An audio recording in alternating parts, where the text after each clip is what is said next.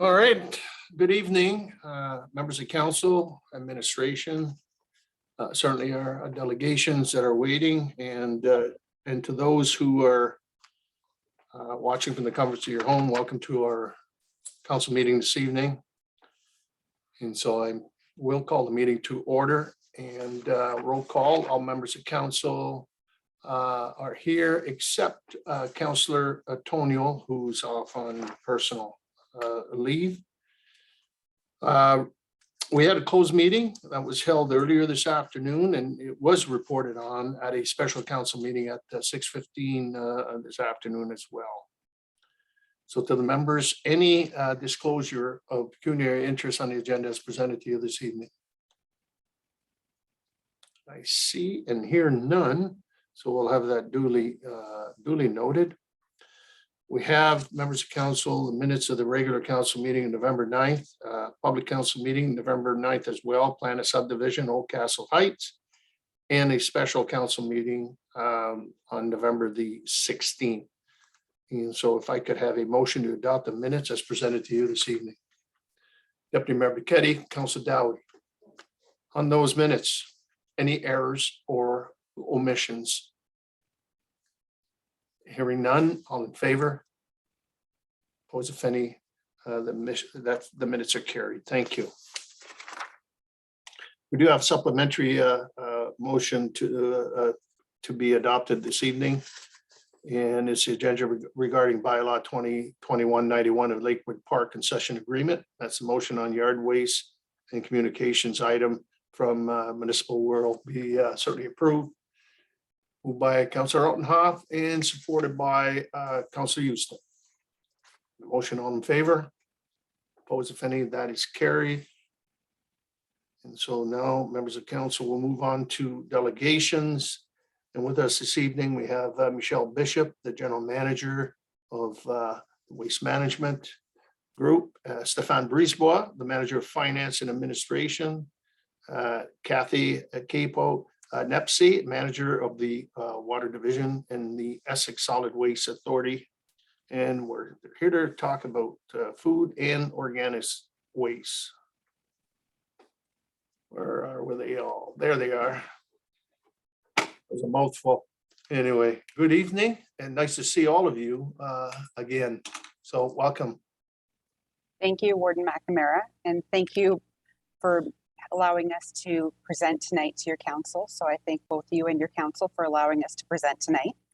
We're here this evening to provide information regarding the Essex Windsor Solid Waste Authority's Food and Organics Waste Management Project. We do have a PowerPoint presentation that your administration will be walking us through the slides, and I'll be asking administration to forward the slides. There is a large amount of information contained in that PowerPoint presentation. So I am going to move quickly through some of the slides, such as they pertain to the different technologies and some of the pros and cons. That information has been provided more for council's information. At the end of the presentation, myself, as well as the USWA management team, would be happy to answer any questions as they pertain to any of the slides. And as well, Sandra Zweers, the Director of Financial Services from the County of Essex, is also available to answer any questions relating to the county's involvement in the project.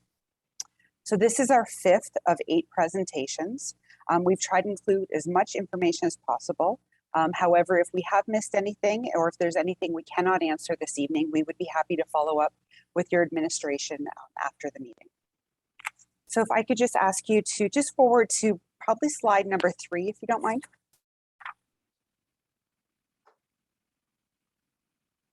Thank you. So why is this project being undertaken by the authority?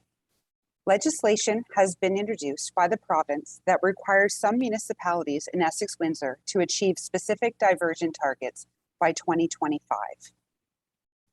Those diversion targets are defined in the Organics Provincial Policy Statement, or the OPS as we call it, and are based on population or population density figures from the 2016 census. So those figures state that the City of Windsor must provide curbside collection and achieve a target rate reduction of 70%. And that's because their population is greater than 50,000 people and their population density is greater than 300 people per square kilometer. For Amherstburg, LaSalle, Leamington, and Tecumseh, they must provide collection, but it can be through a public drop-off depot, a community composting area, or through curbside collection, and achieve a target rate reduction of 50%.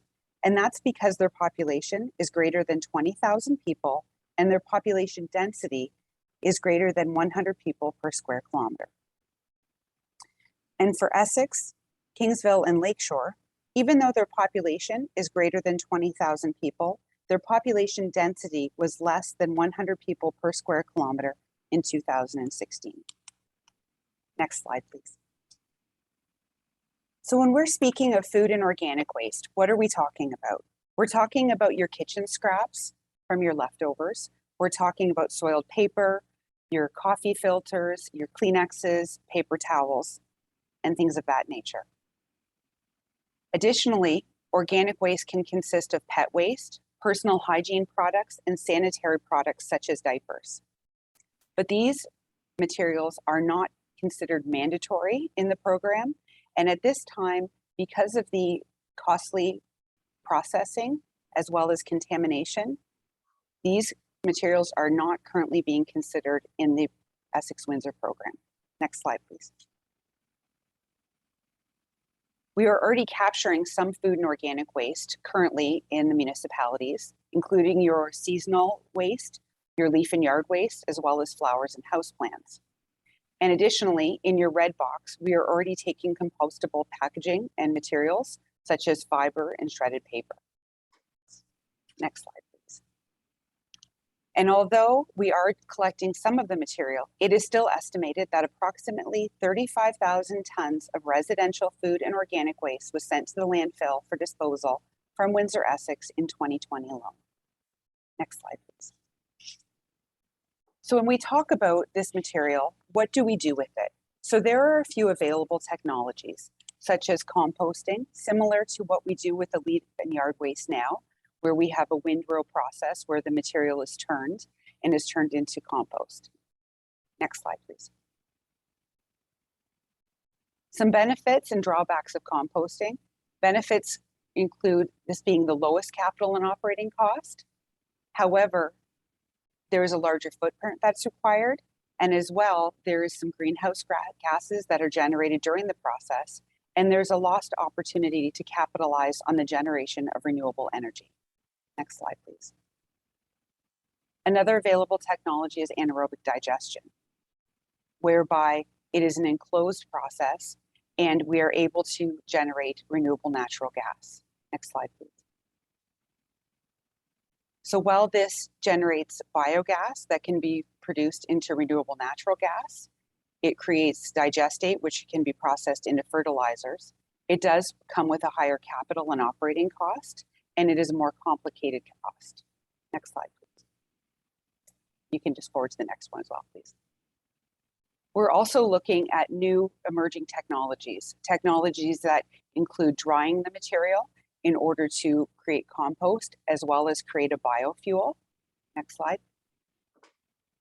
And other synthetic gas production facilities that would also create renewable natural gas and perhaps also be capable of destroying other elements that are not normally destroyed in a typical anaerobic digestion or composting system, which is some PFAS or everlasting chemicals, hormone compounds, and weasels. Next slide, please. Weevils, I apologize, not weasels. The other thing that we always have to look at is anytime we're dealing with waste, we have to look at odor. So odor concerns are always a significant concern when handling any types of waste, and odor will be generated during any organic process. So the authority is exploring odor prevention methods that could be used to mitigate odors and the impact it has on neighboring municipalities and residents. Next slide, please. So what has the authority done? Last fall, the USWA board approved the development of a regional food and organic waste management plan and approved the hiring of the consulting firm GHD. Throughout 2020 and 2021, GHD, as well as an oversight committee and a working group comprised of Essex Windsor Solid Waste Authority staff, County of Essex staff, and City of Windsor staff worked to complete a regional food and organic waste management plan. We provided the USWA board with regular project updates. We attended regional CAOs meetings, and we held meetings with various stakeholders, such as neighboring municipalities, each of the municipalities in Windsor, Essex, including an interactive workshop that was attended by representatives from each of the municipalities. Next slide, please. In June, the USWA board reviewed the findings of the plan and directed USWA administration to conduct a third-party review of the GHG report. In September and October, the USWA board received the findings from the Tetra Tech report. It was at that meeting that it was recommended that all 8 communities be part of a regional solution. Further, at that meeting, the USWA board approved a recommendation for administration to appear at all 8 municipal councils, which is why we're here tonight. Next slide, please. During the process, there was also consultation with ministry officials to discuss potential changes to the OPS, a potential ban on organic disposal at landfills, and a tentative date being considered for 2030. And we also held conversations regarding what would happen if we were not in compliance by the 2025 deadline. Next slide, please. The group looked at potential locations and the footprint required for the various technologies, as well as identifying any synergies that potentially exist. For example, the regional landfill, where any process that was sited next to the regional landfill that created renewable natural gas could potentially be combined with the regional landfill's current methane gas collection system to create additional revenues to sell that renewable natural gas and stop the material from being flared.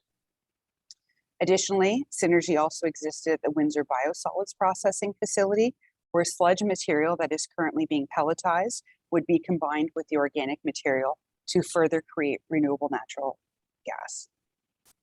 The group also identified that some locations would be dependent on municipalities and which municipalities were participating at the onset.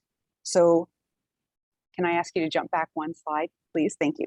So USWA always looks at waste consolidation. So example being waste from Tecumseh, Lakeshore in Windsor gets consolidated at the transfer station 1 in Windsor, and then gets loaded onto large transfer trailers and then is delivered to the regional landfill for disposal. Material from Kingsville and Leamington is also consolidated at the Kingsville transfer station and then brought to the regional landfill for final disposal. So the group also has looked at potential scenarios if, say, only Windsor and Tecumseh and, say, Lake LaSalle were interested in participating. Then we would certainly be looking at a facility that would be closer to the center of the waste that was being generated. However, if it was a regional solution, it would likely be something more that could be considered at the regional landfill, where all waste is currently brought to the regional landfill for disposal now, and that could also be the process for any sort of organics program. Next slide, please.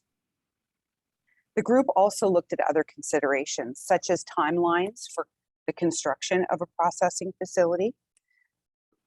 The group looked at how projects could be combined, like I explained at the regional landfill.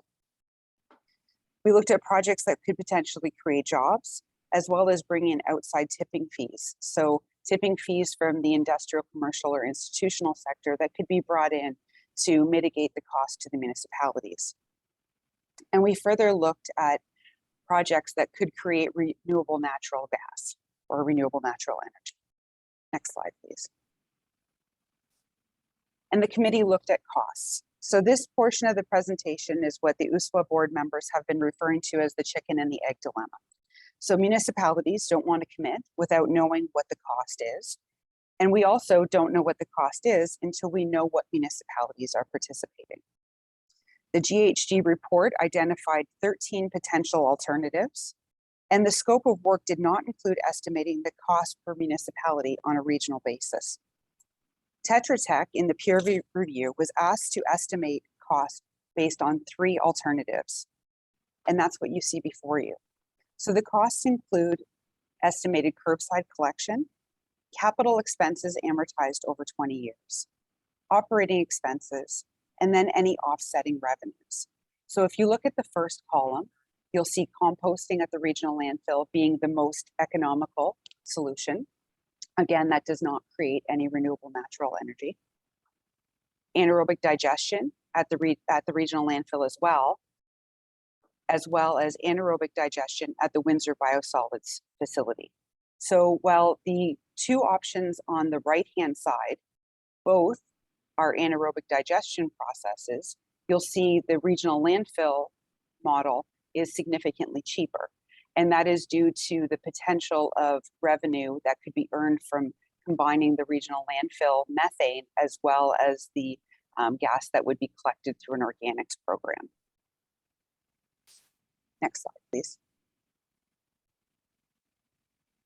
Additionally, Tetra Tech was asked to review the authority's 15-year forecast and estimate the cost of the anaerobic digestion at the regional landfill, assuming a regional solution.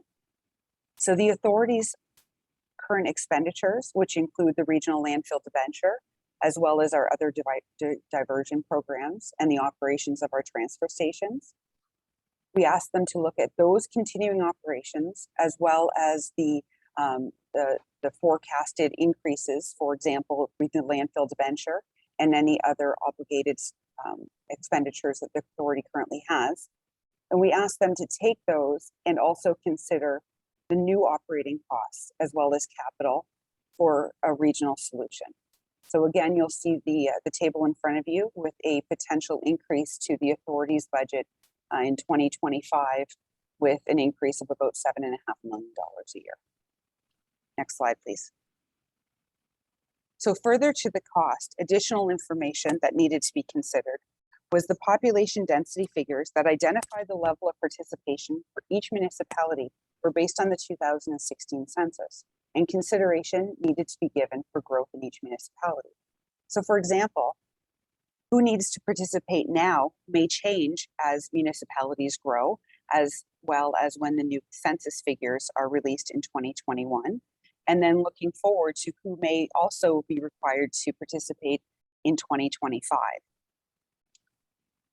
We also looked at the Ontario's Environment Plan, which includes the development of a proposed ban of food waste from the landfill with a target of 2030, which would include all municipalities needing to participate in the program, because currently the food and kitchen waste that is landfilled at the regional landfill, even from municipalities that are not required to participate, we would not be able to accept that material.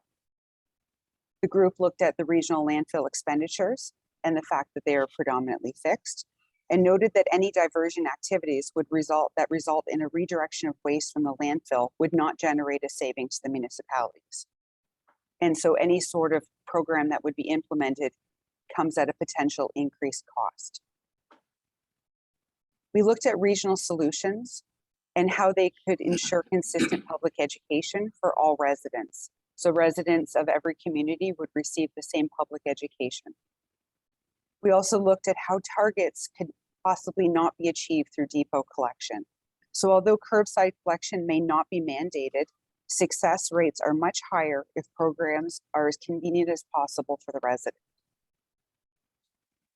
We also looked at potential savings for municipalities, whereby the traditional garbage collection programs would be reviewed, and potentially there would be a savings to the municipalities if consideration was given to bi-weekly garbage. This is also a best practice and has been known to increase diversion rates in both recycling as well as organics programs. And the group also looked at organics legislation and how that could also relate to the energy plan targets. Next slide, please. So all of that information that I very briefly summarized in the past 22 slides led the Oversight Committee to present the following recommendations to the USWA Board.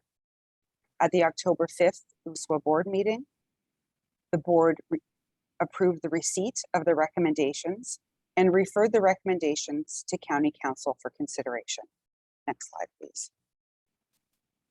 In particular, recommendation 3 that states that the council of the County of Essex be requested to initiate and lead organics collection and processing on a regional basis. So previously, the committee was looking for each municipal council to report back separately if they were interested in participating at the onset on an individual basis. We were also looking for what level of participation each municipality would be interested in. So not interested at all, interested in depot collection, or would they be looking at curbside collection? Next slide, please. So on October 20th, Essex County Council approved the following: that the Essex County Council consider a regional approach to the food and organics waste management project as it relates to participation from municipalities and report its decision back to the Essex Windsor Solid Waste Authority no later than December 31st. Next slide, please.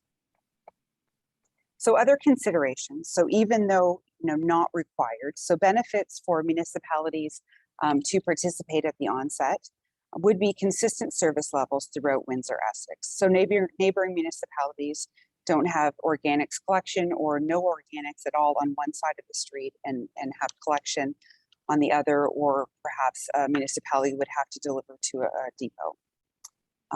Certainly a regional collection system would be established, similar to the Blue Box program we currently have. So there would be one contract, and then customer service would be directed to a centralized location. Regional promotion education programs would be developed to be simplified to provide the same service across the region. And higher waste committed at the onset may result in lower per ton costs. So example, if a service contract was procured and we went that route, then potentially the higher amount of tons committed at the onset would equal a lower cost per ton. And then we also identified potentially higher costs to enter at a later date. So the intention there was not to penalize or charge municipalities more if they started participating later, but it does go back to the initial infrastructure startup requirements. So example, if only Tecumseh, Windsor, Lakeshore were participating at the onset and the facility was therefore built in Windsor, then later on, if say Kingsville or Leamington wanted to participate, there would be potentially capital costs that would need to be introduced in order to create transfer stations in that area. And then the final point being a regional solution would likely yield higher diversion. So question for your municipality would be, because you know that you have to do something, would you be interested in operating a depot, or would you be interested in having regional collection? So as far as depots are concerned, we did some very basic estimates back earlier in the process, and we would be looking at potentially, in order to get to your diversion, 2.5 to 3 40-yard roll-off bins that would have to be set up as a depot. So a 40-yard roll-off bin is about 22 feet long by about 8 feet high and 8 feet wide. So you'd be looking at a bin of that nature situated somewhere in your municipality. So some municipalities have not had great experiences with drop-off depots just due to the amount of unsolicited or contamination material that may be deposited in those bins. They would be required to have those bins maintained, or someone to oversee those bins. Organics, similar to your kitchen waste, is subject to odor and vermin. And then the question is, would your residents participate in the program? So would residents, collect their kitchen waste and then deliver it to a depot? And then again, municipalities need to show that they are achieving their diversion targets. So if a depot was set up and their diversion targets were not being met, would the municipality be prepared to pivot to a collection system in order to achieve those diversion targets? Next slide, please. So that's all we have for tonight as far as the formal presentation, and our team would be more than happy to answer as many questions as council may have at this time. Thank you.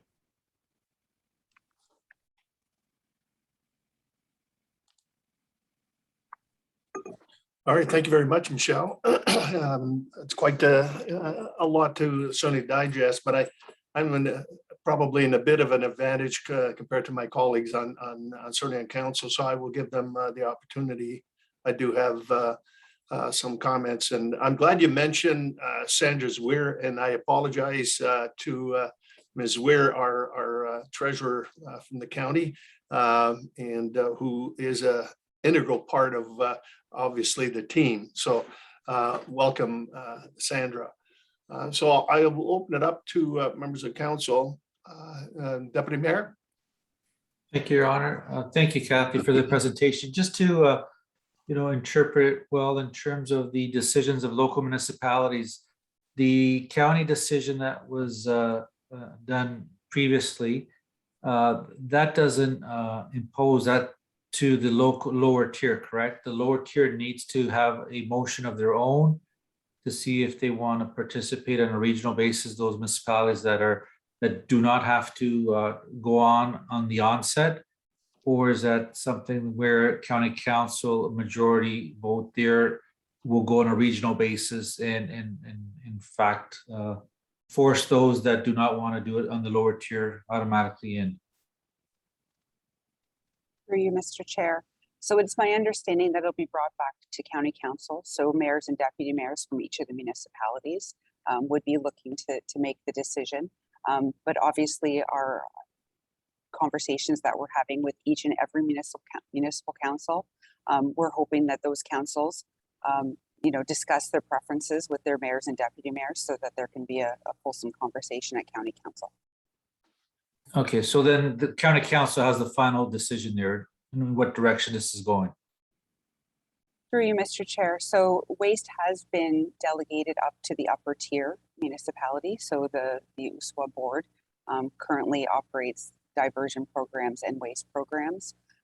So, by virtue of that, I guess you could say that yes, the county council can make the decision, but we would hope that we would have support from all municipalities. Thank you. And then again, I think it's a worthwhile exercise to make the presentations to the lower tier. So thank you again for your team for coming out tonight. You're welcome. Thank you for having us. Councillor Dowie. Thank you, Worship, and through you to Solid Waste Authority's administration, thank you so much for bringing this to us tonight. I know there's a lot of interest amongst our residents. They feel, are there tools in the toolbox to be able to reduce waste at the household level? And I know I've got a digester at home, and but at the same time, that's the kind of thing that's not good for rodent circumstances. So having the kinds of services that we see in the GTA can only be of a benefit to some of the other issues that we have in town. So I wanted to maybe get a little bit of analysis from you, if you could. I don't mean to put you on the spot, but I guess that's sort of what I'm doing. Right now we're running in a landfill space, and at a certain point there's a finite lifespan for that landfill space. So having the diversion of organics will presumably extend the life of the landfill. I mean, I don't want to say indefinitely. That's not accurate to say, but we won't have to be in a situation for quite some time where we have to select a new landfill site that may be just outside of our own neighborhood. I mean, the site selection is always incredibly difficult, and someone is negatively affected. So I guess with that, I think it's terrific that you're going down this road. It saves us from having to really get into that kind of situation. And so you spoke of the technology, and I'm hoping you might be able to maybe elaborate a bit too on the difference between the composting and the anaerobic digestion in terms of the, what do you feel, or what's the environmental impact of each if that were in your backyard? I'm wondering if you might be able to elaborate a bit on that. Thank you. Through you, Mr. Chair. So traditional compost programs, and I may need to turn to Mr. Marintet, who operates our compost operations now. if I stumble here, if you have any supplemental questions. But currently our leaf and yard waste compost operation is what they refer to as windrowed. So the material comes in, it is ground, and it is placed in rows, and that material is turned so that air is injected into the material, and it's through that turning process that the material heats up and breaks down and creates compost. At the end of the process, so the material is screened. So any large chunks are screened out and can either be returned to the compost process or can be used as cover material at the landfill. But the majority of the process turns into a nutrient-rich dirt or compost. No one likes me to call it dirt, but compost that we sell to local businesses. So many of your large landscapers and businesses that you know along County Road 19, they purchase our compost and they blend it off to create nutrient-rich topsoil. When you take that material and you instead do a organic program, so a leaf and yard waste versus a kitchen waste, that material it normally cannot be open air windrowed. So there's what they refer to as gore systems. So what it is, it's basically a large tarp, and the compost program is developed so that there's air underneath, but that material still needs to be turned. So it is labor intensive, and it does have a potential for odor, and it also has a large footprint. So while it is a very, it's a very old school program, it's tried and true. It does lead to odor issues, and it does not create any renewable natural gases. Where anaerobic digestion is a closed system, still, again, like we've said, with any process, there are odors. They would argue that odors are less in a very well-run anaerobic digestion system. So more of a traditional municipally run system where odors are controlled a little bit better than they may be, in a private organization. And then that process would then potentially generate renewable natural gas that could be then sold into the grid to create some revenue. So composting is the cheapest solution,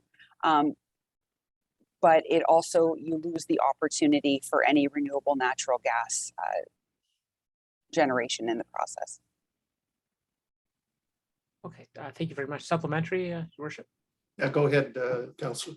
Yeah, thank you so much for that. And so really, when we're looking at the dollars that you presented, obviously, the one's less labor intensive, one has less equipment, it's going to cost less, but there is an environmental impact that results from that cost savings. Is that fair to say?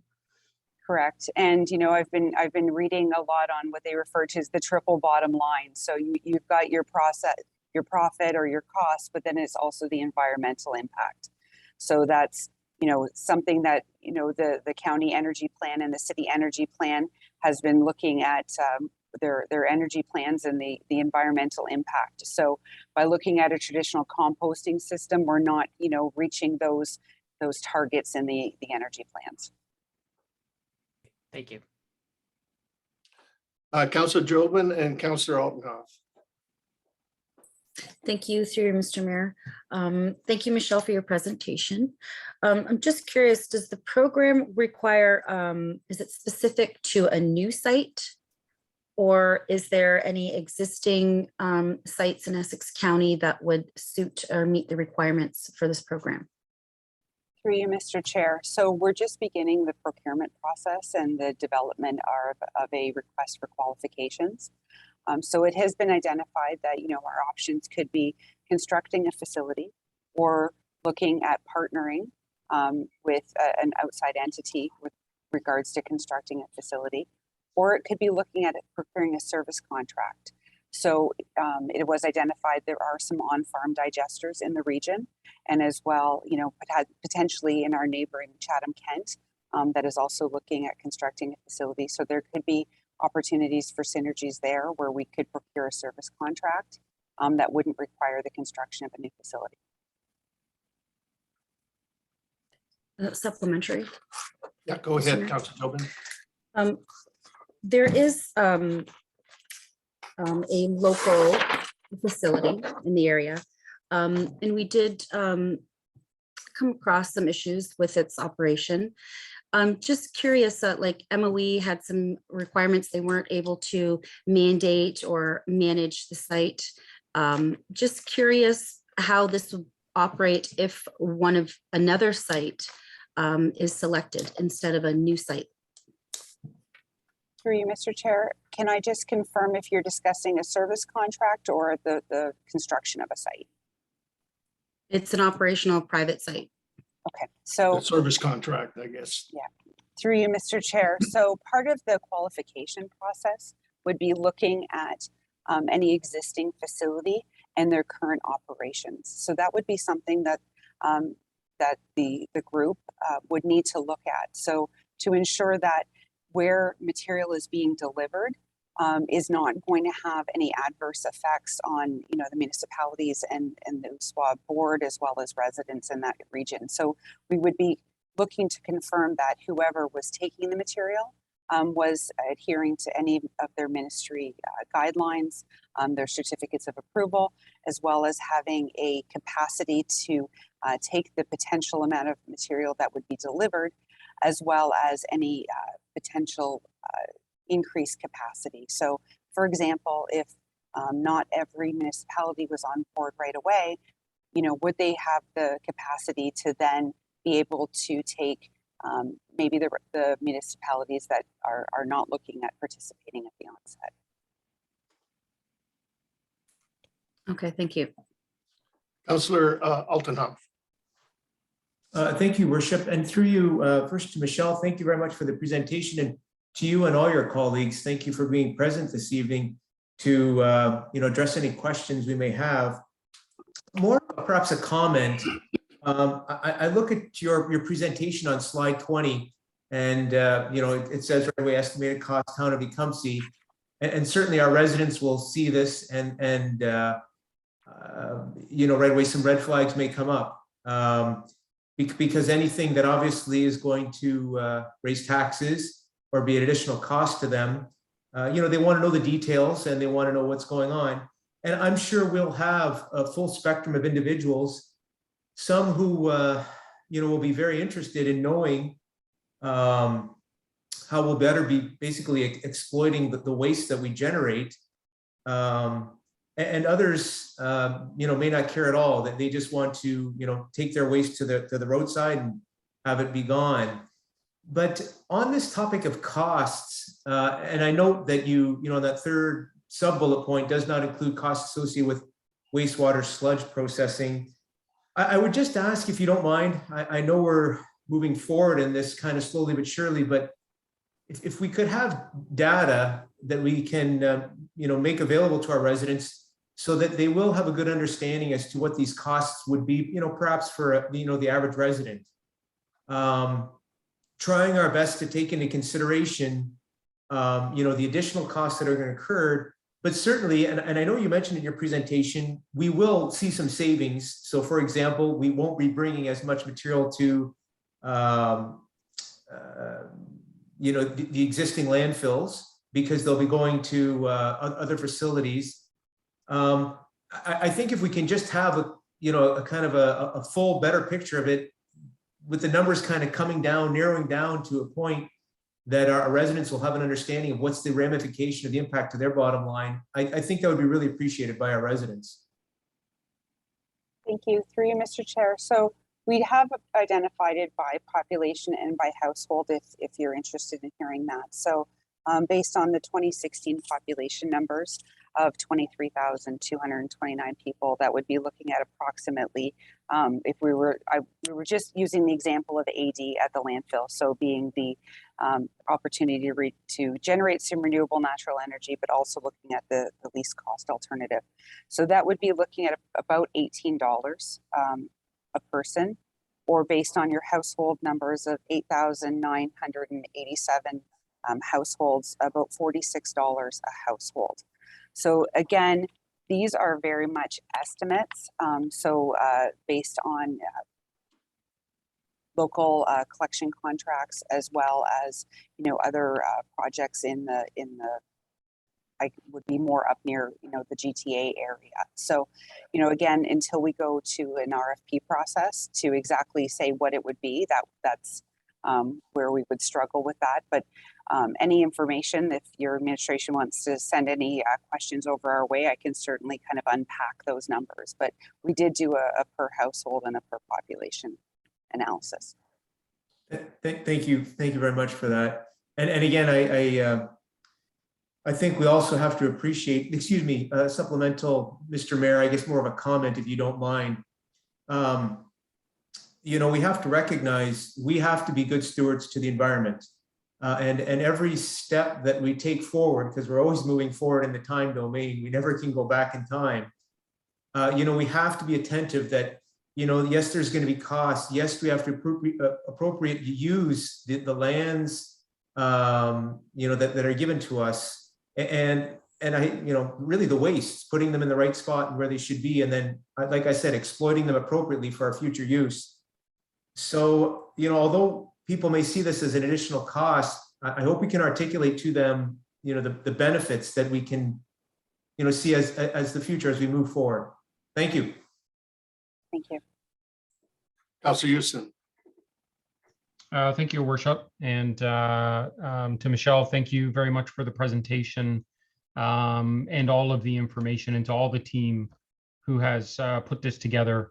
In my view, this is something that, we need to do, and I'm hopeful all the municipalities in the area, I think from I guess a consolidation standpoint, that everyone is on board, and we can work as a region and leverage the entire region, to make this program as efficient as possible. And as Councillor Altenhoff has just mentioned, the costs, will be something that, will be borne by all the residents. But, I do believe if we go together and really not piecemeal this, as there is some of that option right now, we'll only benefit as a region for that. And, I'm looking at some of these numbers too, as you put forward, and I know they're estimates, and I know it's early, but I do think as a council, we'll have to turn our ears to looking at these costs, because to me, I see these numbers today and it's almost 1%, 2%, or 3% roughly to what our levy is. And I know it's 2025, 2026, but I think it would be wise for us to begin to look at this and, start putting some aside or plan for this, so that it's not a 2% increase, all in 1 year, because this program will come in and we're going to have to pay for it somehow. But there is a lot of environmental benefit to putting this forward. So, I look forward to seeing and hearing how this whole program will kind of move through the life cycle and what it looks like at the end. So thank you. Okay, my turn now. I guess I'll come out with the easy stuff, and as you know, Michelle, and I'll say team waste management, I've been probably one of the maybe most vocal in the last few months in terms of the project. I'll start with the easy one. No doubt, a regional approach is the right approach. The synergies, I think, and for educational and involvement of the general public and so forth, it only makes good sense that we have continuity within the area, and it's a lot easier to manage that if the county, which we are, the lead government to deal with waste management in partnership with the city, but in particular in that, it'd be far more difficult if we had to piecemeal this whole thing. They're in, they're half in, they're not in, they're out, and so forth. The program would be certainly difficult. Where and some of the points that were brought up by some of the members of council, the cost and so forth. There's no doubt that we have to understand that for every kilogram that doesn't go into the landfill, that doesn't mean it's, you're going to save money. You alluded to that. And because the fixed cost of operating the landfill, whether you put 300,000 tons or 220,000 tons, it's still fixed and it's there. Moving forward on the program, I do believe that I'm a little bit, because I deal with, logic and facts and so forth. I still have a lot of unanswered questions in particular. And the cost piece of initiating this program, and I think it'll probably be sorted out in the RFP, which I'm hoping, because we still have a debt that we have to pay. And it goes back to the MFP days, and I believe it's around 55 or 56 million, and that has to be paid up by 2031 or 32. And the unfortunate thing is it's fixed and it's at a fairly high interest rate compared to what we normally would. And we as a warden of the county, I'd say to the county, Sandra, maybe you got to do this, but borrow the money from us, and we can make good interest, and you could save interest, but that's not the case. We have to fulfill that requirement. And I think moving forward in whatever program that we identify, and I'll be upfront too, that there are 2 in the county, anaerobic digesters, one in our municipality, and we've had some issues. We've had issues to the point where a lot of complaints, smell, and I mean smell really bad. And we've contacted OMAFRA and MOE and so forth, and it's just like, they're meeting the basic requirements and so forth, but it's certainly an issue. And maybe that's why I'm a little bit more skeptical in terms of anaerobic digesters. The other piece there too is I'm a believer that we need to look at emerging technology, not so much for just today, but 5 years, 10 years, and 15 years down the road.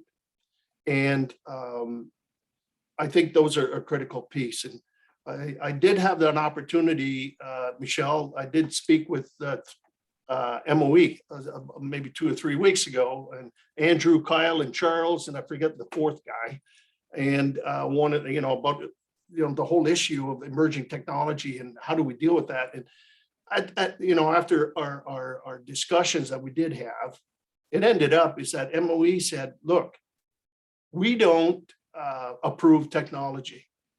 We approve projects. And in all likelihood, whatever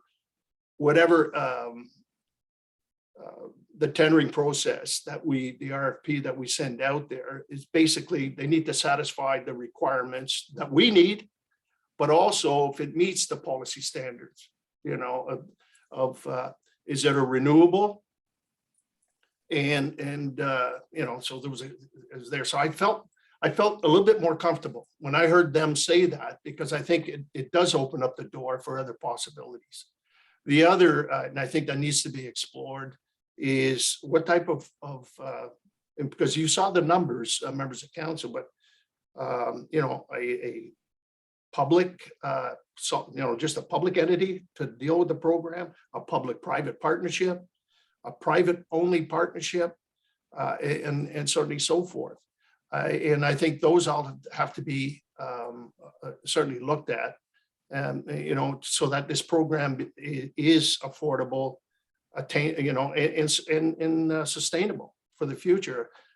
And those are my concern, is that you did allude to, Michelle, and I'm glad you did, on the pepper weevils. It's part of a vine that grows the peppers, but there's an issue with those, and OMAFRA basically will tell you, for composting issues, you can't spread that on fields. So you have to find a way of getting rid of that if we're going to use that. And so that's one issue. And the other was a PSAF. The one there, those are forever chemicals. At some point in time, the government's going to come forward and is going to say, look, you cannot get rid of that in landfilling and so forth. So you got to have to find different ways of dealing with that. So for me, I still have some unanswered questions, but in dealing with it. But to sum it up, Michelle and group, do we need to do something? Yes, absolutely. Should it be a regional type approach? Yes, it needs to be there in sort of in that regards. But most importantly, we need to protect that asset, which is that regional landfill. Number one, Joe, our deputy mayor, and myself, we were there right from the beginning. I was there when that was. God love Carl Davidson and company. And I know the difficulties that we went through citing that landfill. And we need to protect it. In my opinion, that should be the last landfill that this region has to site. And the only way we can do that is through diversions. But then, so having said that, as I said earlier, whatever we don't put in, the fixed costs are still there. We still got that $56 million debt we've got to pay. And I'd like to see that all incorporated into that new system. And I think part of the RFP should be there to recognize that. And so it's a big decision and that we have to make. And we're talking multi-millions of dollars. But having said that, we need to stop the production of methane gas in the landfill going to atmosphere. Climate change is a huge issue. The recovery of those gases, I think, are important.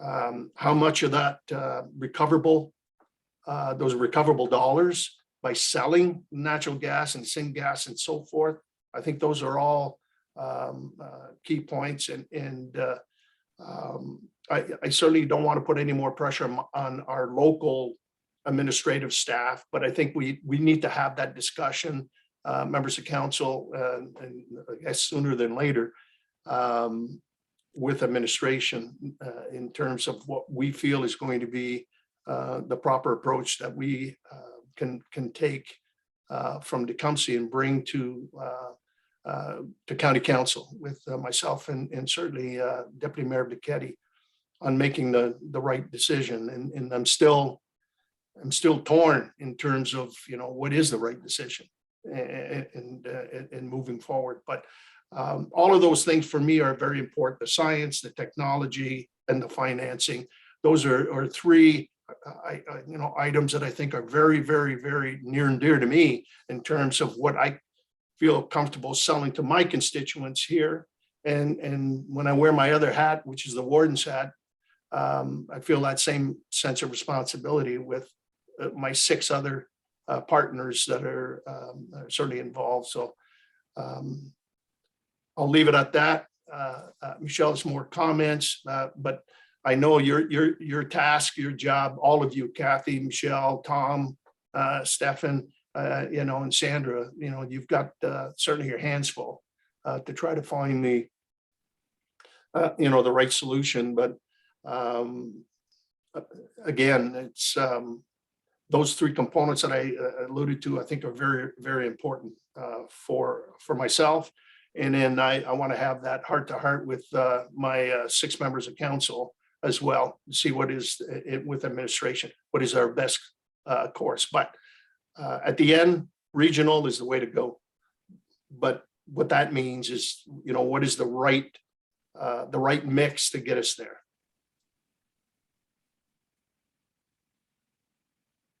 Thank you. I believe you summed up some, excellent challenges that the group has been facing over the last year very well for your council. I certainly appreciate your comments. And then just with regards to, your administration, any information that we can provide your administration in order to, help aid the decision. As we know, it's a struggle right now because in absence of a formal RFP, we don't, have that certainty as far as, the technology, as you said, and the science, and then the true cost. But we are working towards that. And as I said, our assistance is here for administration and yourself if there's any further information that we can provide at any time. Okay. Well, I want to thank all of you for taking time out tonight and having this conversation. I think it's important that all of the municipalities, again, I've had that opportunity to sit at the table and to try to work our way through this very, very important issue. And for me, it's probably one of the most important next steps. And this is almost going back to the 90s and citing that landfill. Here we are today, setting ourselves up for potentially the next 25 to 30 years down the road. So those are huge impacts. So I don't envy, obviously, all of you, and we certainly want to, find the right path and the opportunity for us to be able to have that conversation with all the members that are going to have to be accountable to to the taxpayers of our community, and also dealing with that other crisis, the climate change, and dealing with specifically those challenges, and to find that right balance. So I want to thank you again, Michelle and your group, and certainly Sandra. And I'm looking forward to continuing to find the right resolve so that we can certainly move forward and deal with something that is going to take us well into the future. Thank you again for having us tonight. Thank you. So if I could have, just one more, that PowerPoint, if we can have access to that as well, that'd be great. So through you, Mr. Chair, so it's your administration that was working the PowerPoint for us tonight. So well, there you go. they have it. Yep. Good. So that's question number one is done. Okay. Thank you very much. Thank you.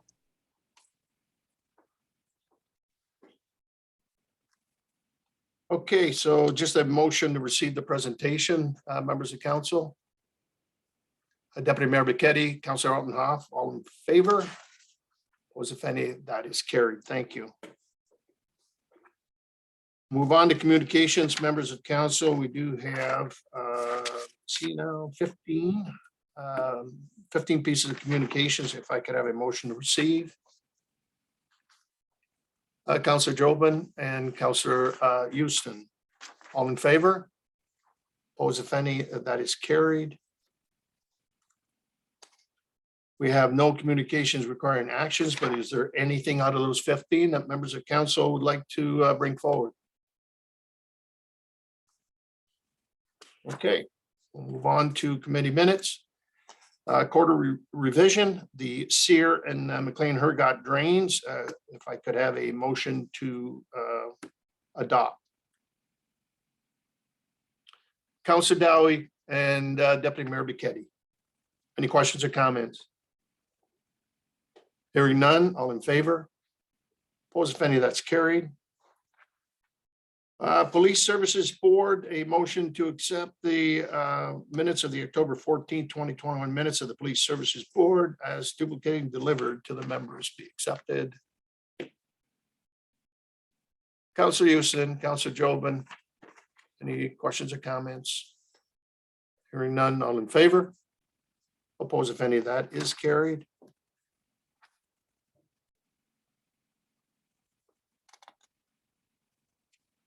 Personnel Committee minutes.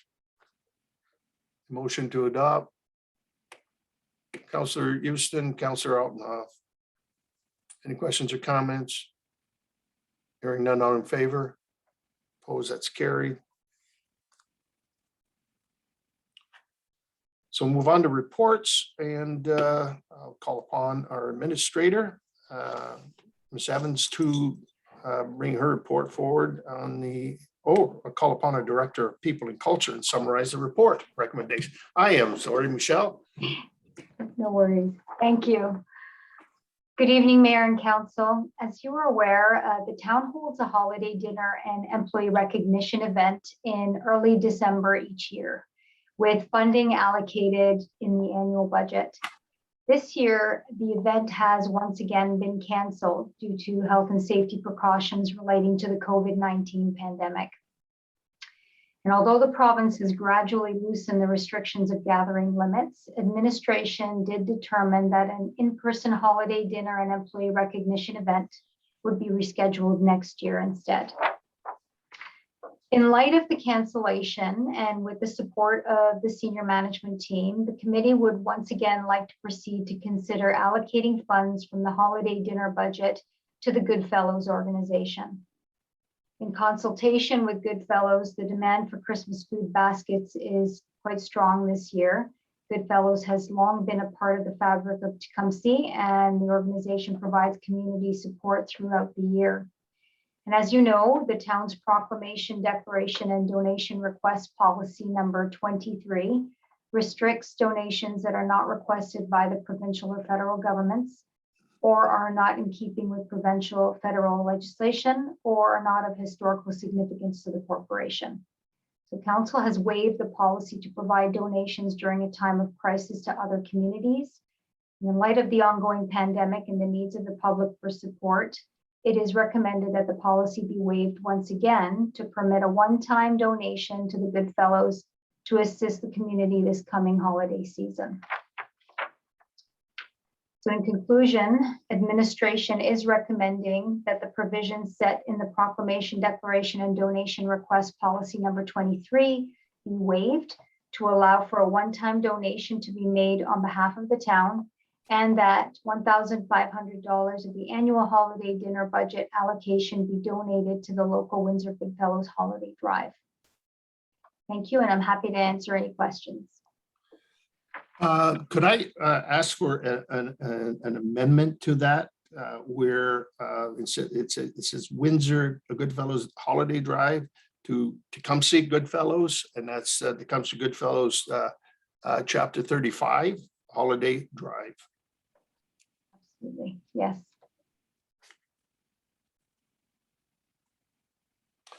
Okay. Council's pleasure. I think this was done last year. Moved by Councillor Altenhoff, supported by Councillor Houston. Questions or comments? Go ahead, Councillor Altenhoff. Through your worship, just as amended, please, though. Thank you. Okay. No further questions or comments? All in favor? Opposed, if any? That is carried unanimous. Thank you, Michelle. Thank you. All right, development services. I'll call upon our manager of planning services and our local economic development to summarize the report and recommendations on a zoning bylaw amendment 12305 County Road 34 results from public meeting and final recommendations. Mr. Jeffrey. Thank you, Mr. Mayor. Good evening, members of council.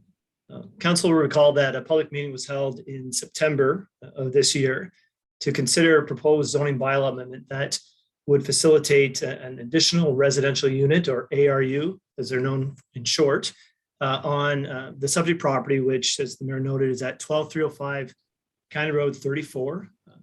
If you could turn to attachment 1, please.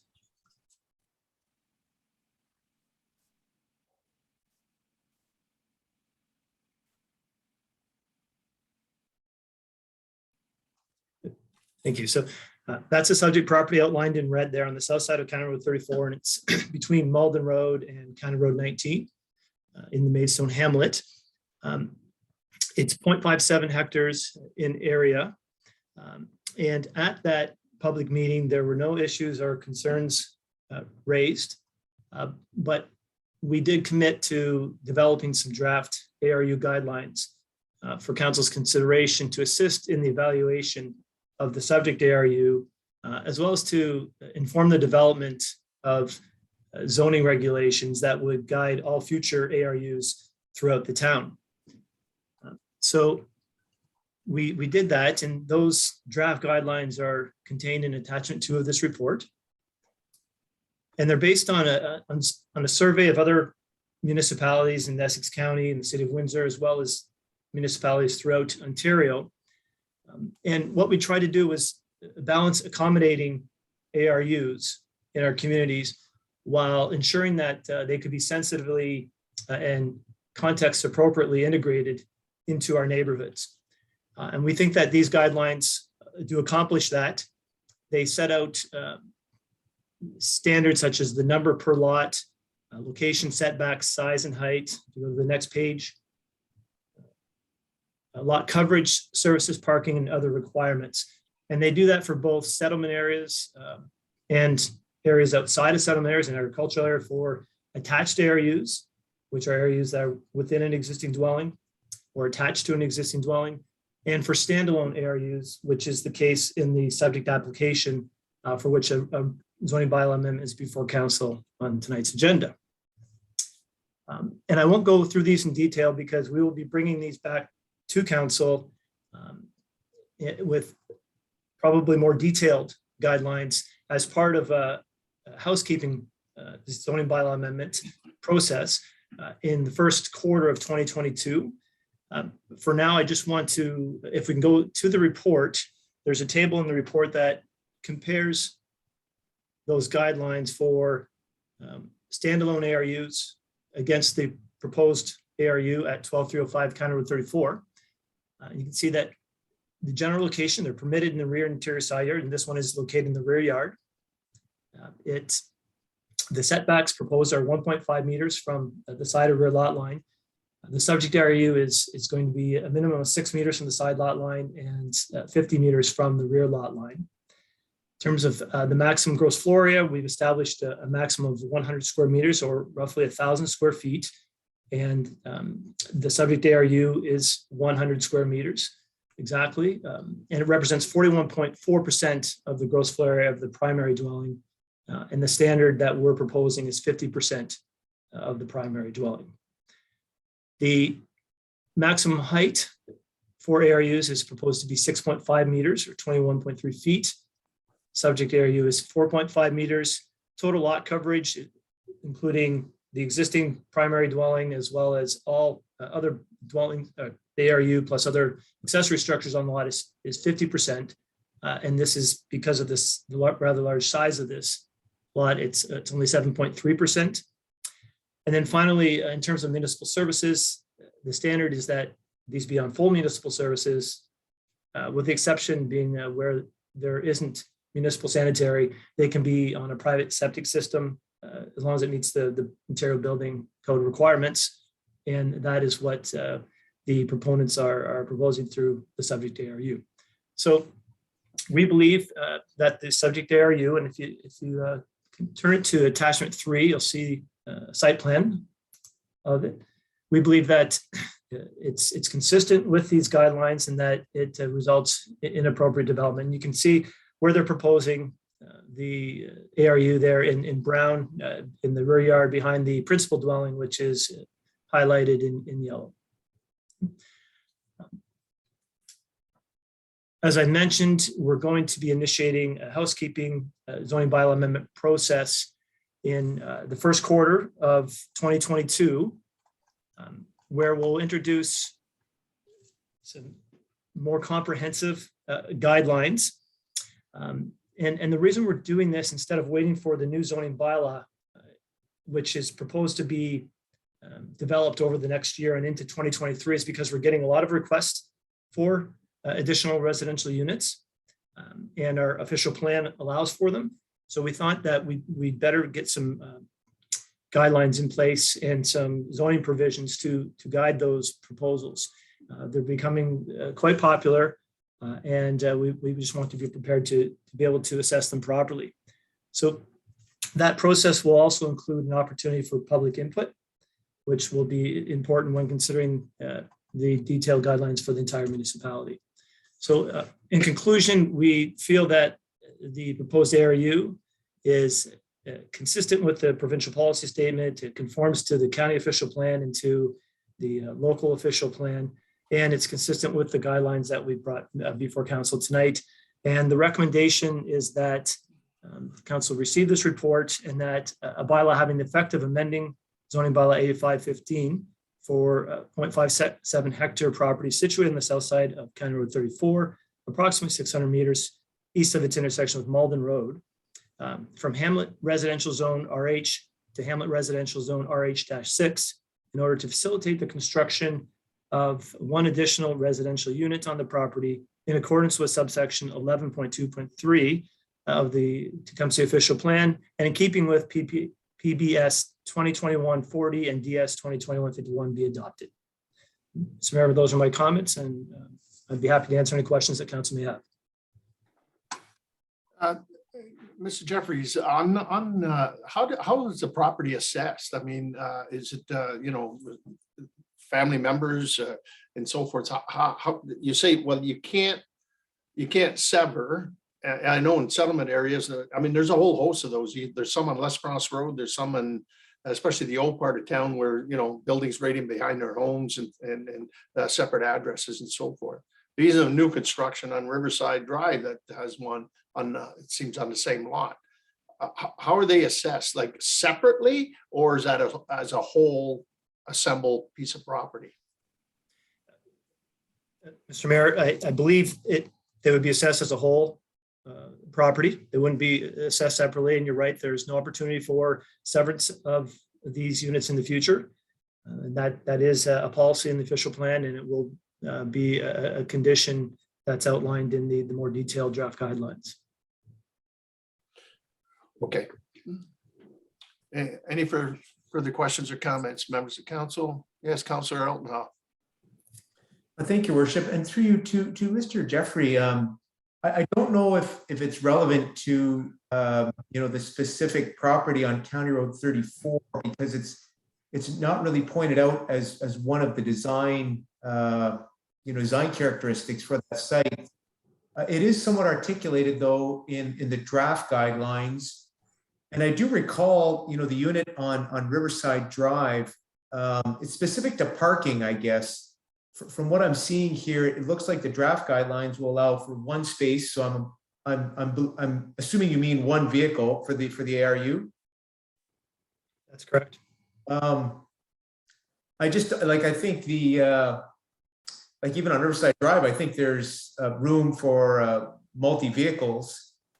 So right away there may be a bit of a compliance issue, and I'm just although it's not articulated in this report on this site, is the expectation that it'll be just one vehicle. I don't want to constrain them too much, because I think the reality is a lot of our residents probably do have multi vehicles, and allowing them the option to have that second one, I don't think is a bad thing. But certainly if all they have is one, that's fine as well. I'd like to get your feelings on this, because it seems these ARUs that we're observing here may have a bit of a compliance issue, if I'm understanding it correctly. Thank you. Through Mr. Mayor, the parking provision is meant to be a minimum provision, so it's a minimum of one space per ARU, and that would be in addition to a minimum of 1.5 spaces per single unit dwelling, in I think in all three of the zoning bylaws. So it's a minimum provision. There would be no prohibition on additional space for the ARU. Thank you very much. Okay, any further questions or comments? If not, then a motion to approve the zoning bylaw amendment. Councillor Houston moves, supported by Councillor Dowie. On the motion, all in favor? Opposed, if any, that is carried. Okay, bylaws, Madam Clerk.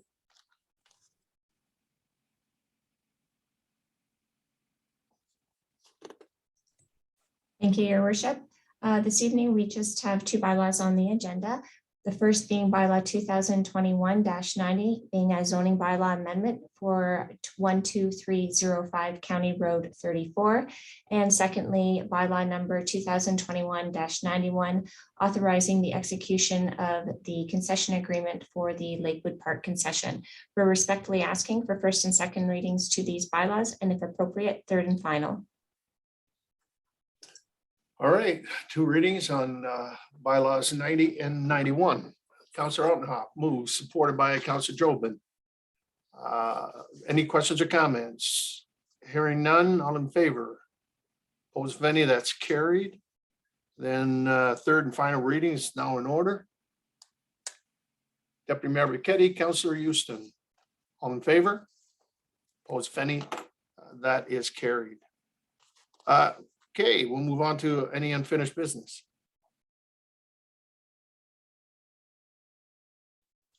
New business.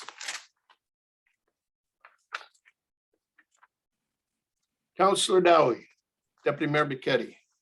Well, thank you, Your Worship. Just help me get a sense from the administration as to when a community center and rental rooms might be made available again to the public for rent. It appears as if the school boards have not opened up community use, and there are a number of individuals out there who are looking for space in the winter time to undertake their regular activities as we get back to normal. Mr. Anthony? Yes, if I can, through the mayor to Councillor Dowie. We are looking at reintroducing into the new year. We've had some individuals that have contacted us. They're large gatherings, which are above the current required limits that the province would allow. We also have to ensure the vaccine mandate is in place. We don't have the staff to be able to go to those facilities to ensure that the user groups are complying with the regulations. We are looking again at the first of the new year to reintroduce slowly so that we can start to gauge those rentals, ensure there are no issues. We've had a number of COVID cases pop up lately, one through minor hockey, through a team that was traveling away in a tournament. So we are being a little bit cautious before we do reintroduce those rentals. All right. Any supplementary, Councillor Dowie? You're looking like you're. Maybe this could be best directed to you, Your Worship. I do see schools opening up and facilities opening up across southwestern Ontario, and it seems that in our area that isn't the case. So I'm not sure how to square that circle where it's visible there are photos being taken and circulated that there isn't an issue in London and Chatham-Kent and Sarnia Lambton, but there is here, and it's not unique to us. I think it's a regional thing, and I'm wondering what the difference might be in terms of the precautions we're unable to address versus what those jurisdictions can address.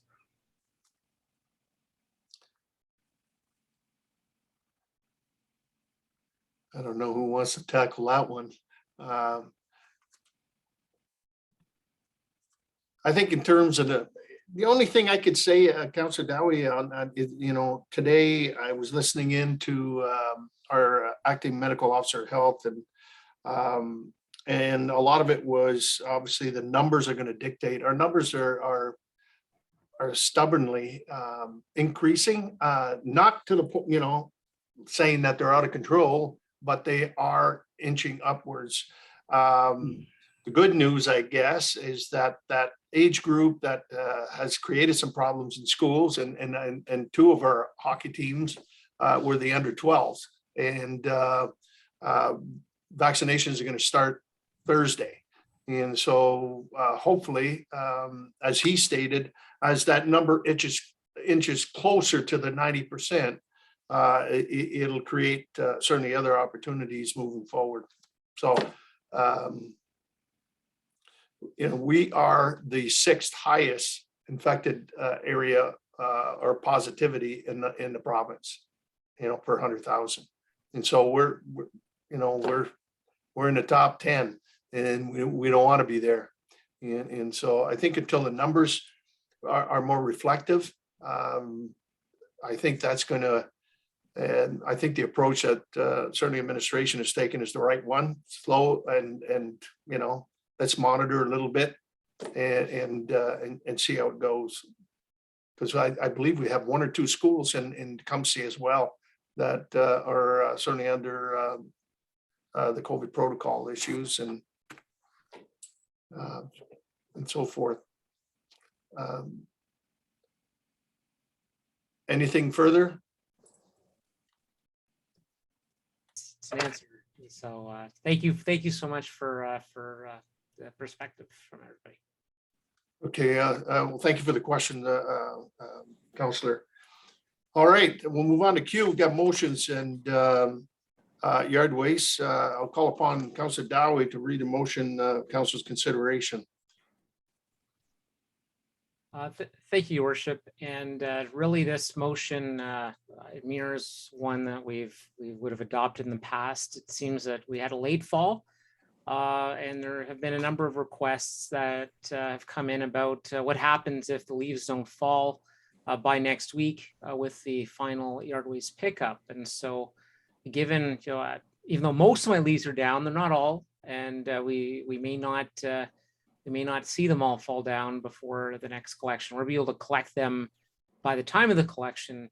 So whereas the town has experienced warmer fall weather, which has prolonged leaves from falling from trees, and residents are continuing to clean up their yard waste, and whereas the town's contract for yard waste services provides a final yard waste curbside pickup on Monday, November 30th, 2021, which is also set out in the 2021 Essex Windsor Solid Waste Authority collection calendar. Now, therefore, be it hereby resolved that administration be authorized to extend the curbside yard waste collection period to Monday, December 6th, 2021, to allow for one additional day of yard waste collection. And that administration communicate this additional collection day for yard waste disposal on the town's website and social media platforms.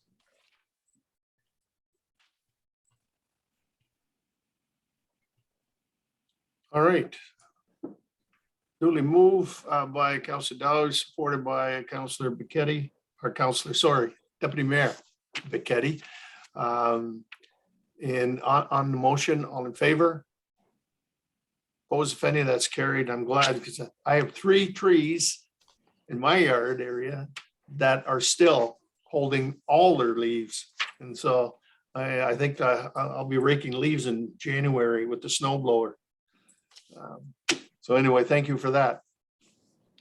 All right, members of council, if there's no further business there, then a confirmatory bylaw on this evening's proceedings is now in order. Moved by Councilor Altenhoff, Councilor Houston, support. All in favor? Opposed, if any, that's carried. Any notices of motion? See none. Our next meeting will be Tuesday, December 14th, 2021, 7 p.m. regular council meeting. Hard to believe this is 2021 is coming to an end. And so with that, members of council, adjournment's in order. Councilor Altenhoff and Councilor Houston, all in favor? Opposed, if any, that is carried. So with that, members of council, thank you for our meetings this evening and administration. And certainly for those who are streaming from the comforts of home, thank you for joining us this evening. And until we meet again on December 14th, stay safe and I bid you good night.